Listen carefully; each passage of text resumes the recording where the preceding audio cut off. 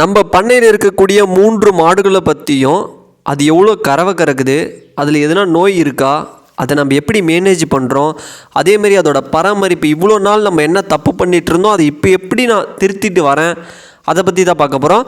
அனைவருக்கும் வணக்கம். This is professional உழவன், நான் உங்கள் வேலவன். நம்ம பண்ணையில் இன்றைக்கி செய்யக்கூடிய வேலையை தான் உங்கள் கூட ஒரு விலாக் மோடில் ஜாலியாக பார்க்க போகிறோம்.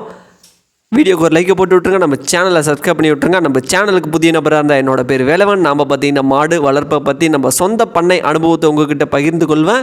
நம்மளோட வீடியோவை ரெகுலராக பார்க்கணும் நீங்கள் செய்ய வேண்டியது நம்மளோட சேனலை சப்ஸ்கிரைப் பண்ணி அந்த பெல் ஐக்கனை கிளிக் பண்ணி வச்சுக்கோங்க. அப்போ தான் நான் போடக்கூடிய வீடியோவை உங்களால் ரெகுலராக பார்க்க முடியும். வாங்க வீடியோக்குள்ளே போகலாம்.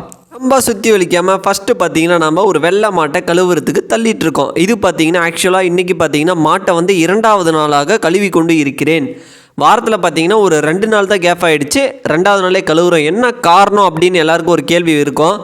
என்னடா மாடை தீபாவளி பொங்கல்னால் மட்டும்தான் கழுவிங்க, இப்போ நான் திடீர்னு கழுவிட்டு இருக்கி அப்படின்னு கட்டாயமாக ஒரு கேள்வி எல்லாருக்குமே இருக்கும்.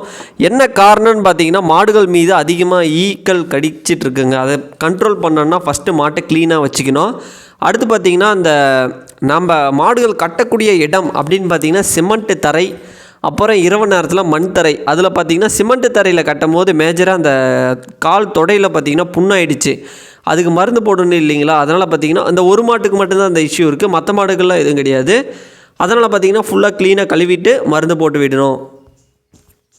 சரி, ஓகே. இந்த மாட்டை பற்றி சொல்லணும்னா கன்றுக்குட்டியிலேருந்து நம்புக்கிட்டேயே வளர்த்திட்டு வர மாடுங்க, ஓகேங்களா. இந்த மாடு பார்த்திங்கன்னா இப்போ 3வது ஈத்து ஈன்று கறவை கறந்துட்டுருக்கு.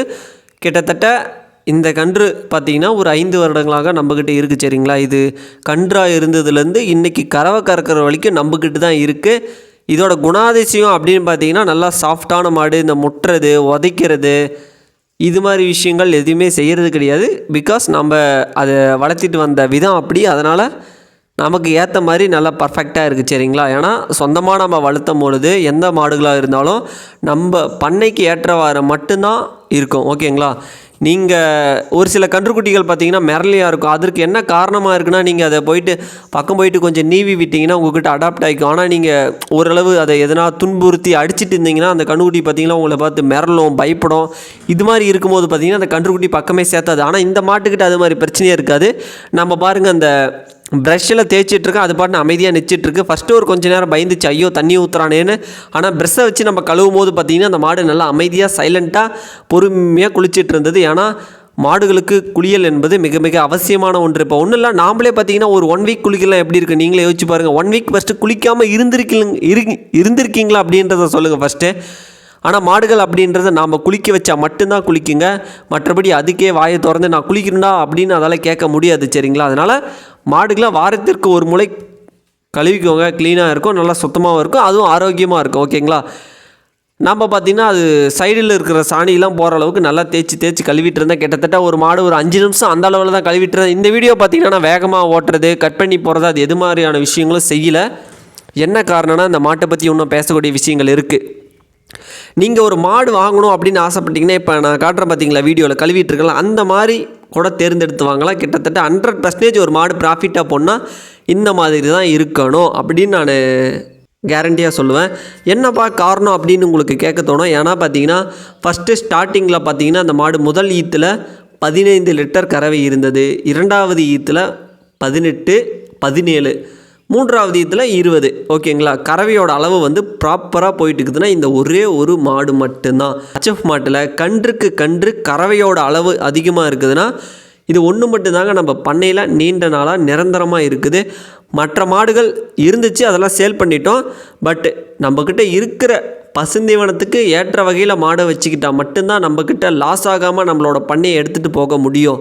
அதிக அளவில் மாட்டை வச்சுட்டு குறைந்த அளவில் பசுந்தீவனம் வச்சுட்டால் நஷ்டம்தான் ஆகும். சில பேர் சைலேஜ் உபயோகப்படுத்தலாம் அப்படின்ற பண்பாடு இருக்குது. இன்னும் நம்ம சைடில் சைலேஜ் கலாச்சாரம் அப்படின்றது வரல, அதுதான் உண்மை. சைலேஜ்ன்றது பார்த்திங்கன்னா இன்றைய நிலவரத்தில் நீங்கள் பண்ணையை லாபகரமாக எடுத்துகிட்டு போகணுன்னா சைலேஜ் உங்களால் ப்ரிப்பேர் பண்ணி அதை பதப்படுத்தி உங்களால் மாட்டுக்கு கொடுக்க முடிஞ்சால் மட்டும்தான் இப்போ இருக்கிற காலகட்டத்தில் உங்களால் மாட்டு பண்ணியை லாபகரமாக எடுத்துகிட்டு போக முடியும். நான் அதிகப்படியாக பேசாத ஒரு விஷயம்னா சைலேஜ். ஏன்னா நான் பர்சனலாக உபயோகப்படுத்துனதில்லை. நான் அதிகமாக பேசிய விஷயங்கள் என்னவாக இருக்குன்னா நம்ம பண்ணையில் என்ன செய்கிறீங்களோ அதை தான் சொல்லியிருப்பேன். அதேமாதிரி நான் எதனா தப்பு செஞ்சுருந்தேன்னா அதை நீங்கள் பண்ணாதீங்கன்னு சொல்லியிருப்பேன். ஆனால் சைலேஜ் அப்படின்றது விரைவில் பார்த்திங்கன்னா அதை பற்றின தகவல்கள் நான் உபயோகப்படுத்தலைனாலும் அந்த சைலேஜில் என்னென்ன பெனிஃபிட் இருக்குது அப்படின்றத கட்டாயமாக உங்கள் கூட டிஸ்கஸ் பண்ணிக்கிறேன். இந்த மாட்டை பார்த்திங்கன்னா அழகாக குளிக்க வச்சுட்டு நாம் நார்மலாக அழகாக குளிக்க வச்சு முடிச்சிட்டோம். சரிங்களா?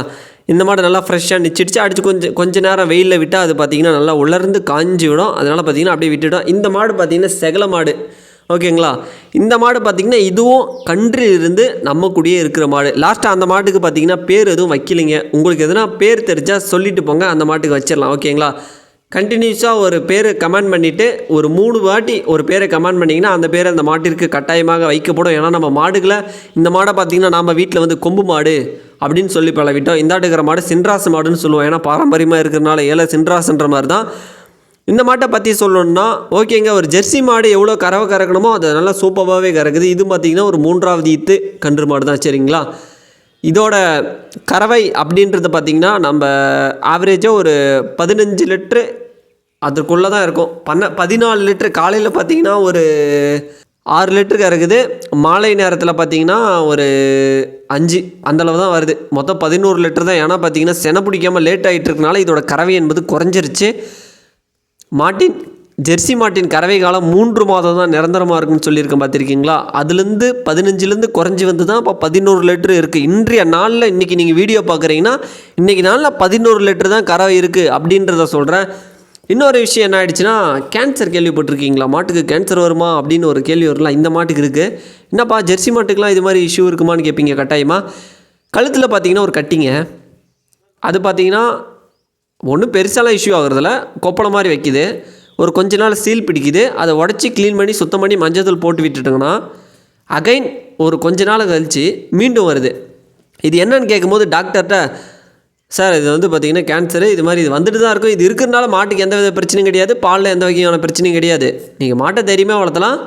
பட் இது ஒரு டிசீஸ் மாதிரி. இது பார்த்திங்கன்னா போகணும் அப்படின்னா அதுக்கு ப்ராப்பரான ட்ரீட்மெண்ட் என்னன்றது நம்மளுக்கு தெரியல. இது மாதிரி அதனால் மாட்டுக்கு அனுபவம் இருந்தால் கட்டாயமாக நம்மக்கிட்ட ஷேர் பண்ணுங்கள். ஏன்னா இதுக்கு என்ன ட்ரீட்மெண்ட் நம்ம கேட்கும்பொழுது இது ஒன்றும் இல்லை, வரும் போகும் சரியாக போயிடும், இதார பெரிய இஷ்யூ மாட்டுக்கு அப்படின்னு எந்த பாதிப்பும் ஏற்படாது, நார்மலாக இருக்கிற மாதிரி தான் மாடு அப்படின்னு சொல்லிட்டாங்க. சரிங்களா?